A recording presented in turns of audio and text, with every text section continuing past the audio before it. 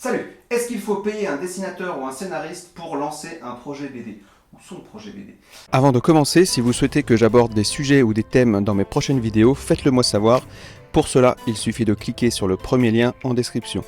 Et si vous souhaitez être tenu au courant des prochaines sorties de vidéos, de podcasts ou d'actu, alors abonnez-vous à la newsletter. Ce sont le deuxième et troisième lien en description. A tout de suite.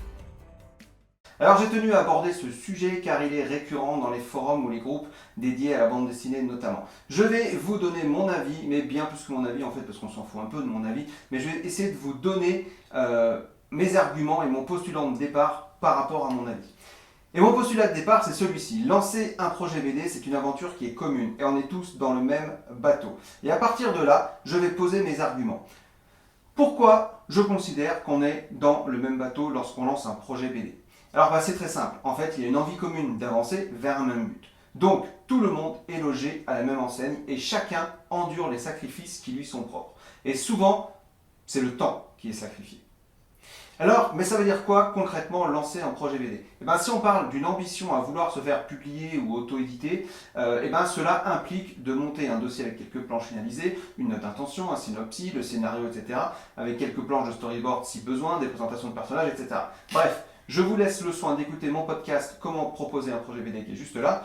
Et surtout, ce que je voulais vous dire, c'est que ça demande du boulot pour tout le monde ce projet. Tant pour le scénariste que pour le dessinateur. Et même s'il y a un coloriste. Et j'en reviendrai plus tard un petit peu sur l'aspect du coloriste. Alors attention, on ne demande pas au dessinateur de faire 48 planches. Du moins, pas dans l'immédiat.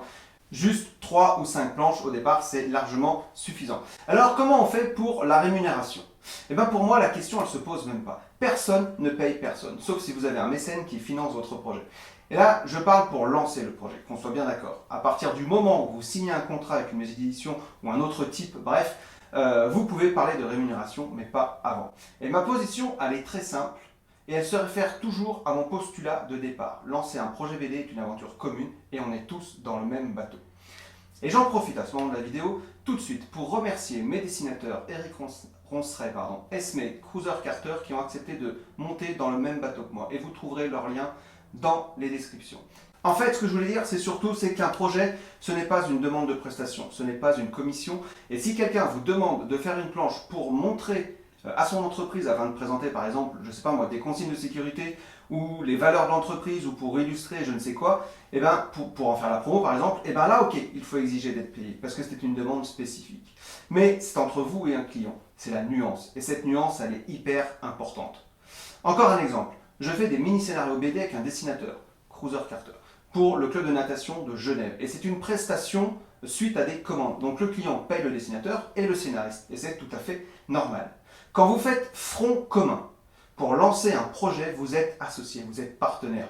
Et la notion de donneur d'ordre, elle n'existe pas. Il n'y a pas un côté le dessinateur et un côté le scénariste. Vous ne faites plus qu'un.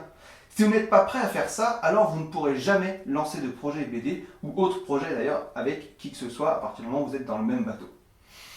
Et ce qui me rend vraiment triste en fait, et parfois même en colère, c'est de voir qu'on essaye toujours de monter les dessinateurs contre les scénaristes. Et l'argument qui revient souvent, c'est le dessinateur a plus de taf, donc il doit être plus payé par le scénariste, etc. Parce que le scénariste il a moins de boulot, machin. Alors au-delà du fait que c'est reste subjectif au niveau du boulot, c'est quand même gonflé de demander à son partenaire de se faire payer. Ok ? Alors j'espère que vous comprenez la nuance entre projet et prestation. Parce que après, il faut être objectif. Un dessinateur peut difficilement faire plus d'une BD par an, alors qu'un scénariste, il peut en faire plusieurs par an, donc c'est mon cas par exemple. Okay, mais lorsque le projet est sorti, ou édité, enfin bref, qu'il existe, le scénariste touche en général 30% des droits d'auteur contre 70% pour le dessinateur. Donc le dessinateur est reconnu et on est bien conscient que le boulot prend plus de temps au niveau du dessin.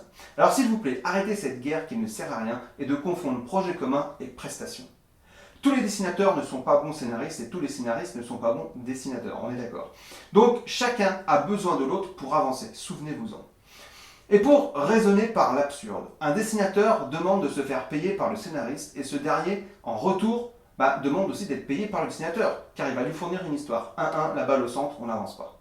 Okay, donc pour finir, la question du coloriste, c'est un petit peu particulier, car il ne fait pas partie forcément du projet de départ. Et souvent, lui, il sera payé comme un prestataire par l'éditeur ou un autre tiers. Par exemple, pour la BD Neoatomicus, nous avions fait une campagne Ulule pour financer le coloriste, et pour Magician, le coloriste touchait des droits d'auteur. Donc, Anecdote. Pour Magiciane, on avait demandé par exemple à Marina Duclos, qui est une excellente coloriste, de nous faire une planche d'essai pour la mettre dans le dossier de présentation. Elle nous l'a fait gracieusement, et si par la suite nous avions travaillé avec elle, eh ben, elle aurait été évidemment payée. Et Marina, elle bosse pour Soleil et d'autres maisons d'édition, donc ce n'est pas une débutante. Okay. D'ailleurs, vous retrouvez aussi le lien de son site ou sa page Facebook en description. Pour lancer un projet, tout le monde doit faire des sacrifices au début, et encore plus quand on est inconnu. Voilà, j'ai terminé sur ce que j'avais à dire sur le sujet. Je sais que ça fera certainement débat, mais c'est ma vision du monde au vu de ma petite expérience dans le milieu. Alors n'hésitez pas, si vous voulez commenter, toujours évidemment dans la bienveillance. Maintenant un petit peu d'auto-promo. Mes BD elles sont disponibles sur mon site web shop.aucoindelart.fr pour ceux que ça intéresse.